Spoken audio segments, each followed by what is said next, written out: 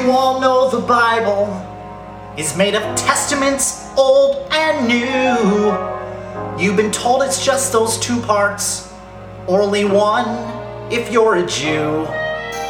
But what if I were to tell you there's a fresh third part out there, which was found by a hip new prophet who had a little Donny Osmond flair. Have you heard of the all-American prophet? The blonde-haired, blue-eyed voice of God. He didn't come from the Middle East like those other holy men. No, God's favorite prophet was all-American. I'm gonna take you back to biblical times. 1823. An American man named Joe living on a farm in the Holy Land of Rochester, New York. You mean the Mormon prophet Joseph Smith? That's right, that young man spoke to God. He spoke to God, and God said, Joe, people really need to know that the Bible is in two parts. There's a part 3 to the Bible, Joe. And I, God, have anointed you to dig up this part 3 that is buried by a tree on the hill in your backyard. Wow, God says go to your backyard and start digging. That makes perfect sense. Joseph Smith went up on that hill and dug where he was told. And deep in the ground, Joseph found shining plates of gold. What are these golden plates? Who buried them here and why? Then appeared an angel. His name was Moroni. I am Moroni, the all-American angel. My people lived here long, long ago.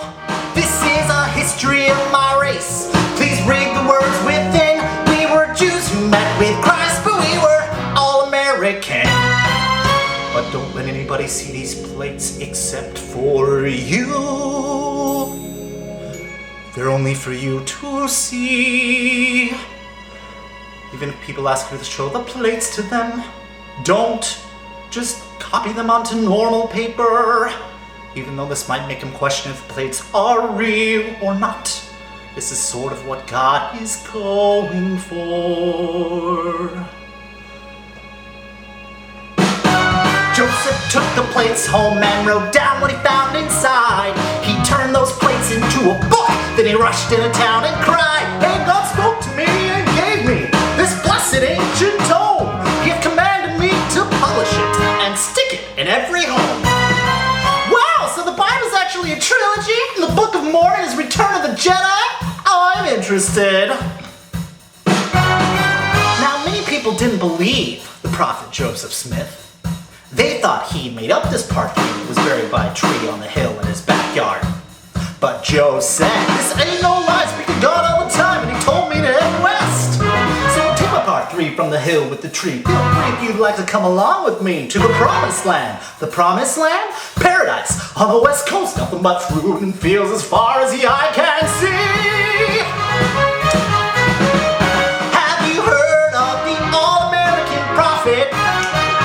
He found a brand new book about Jesus Christ. We're following him to paradise. We call ourselves Mormon, and our new religion is all-American. Wow, how much does it cost?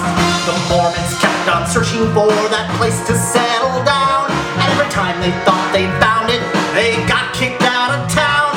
And even though people wanted to see the golden plates, Joseph never showed up.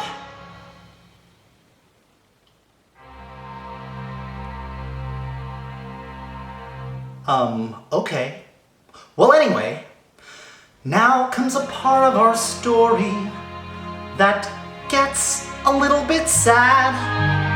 On the way to the Promised Land, Mormons made people mad. Joseph was shot by an angry mob and knew he'd soon be done. You must lead the people now, my good friend Brigham Young. Oh God, why are you letting me die? Without having me show people the plates, they'll have no proof I was telling the truth or not. They'll have to believe it just 'cause.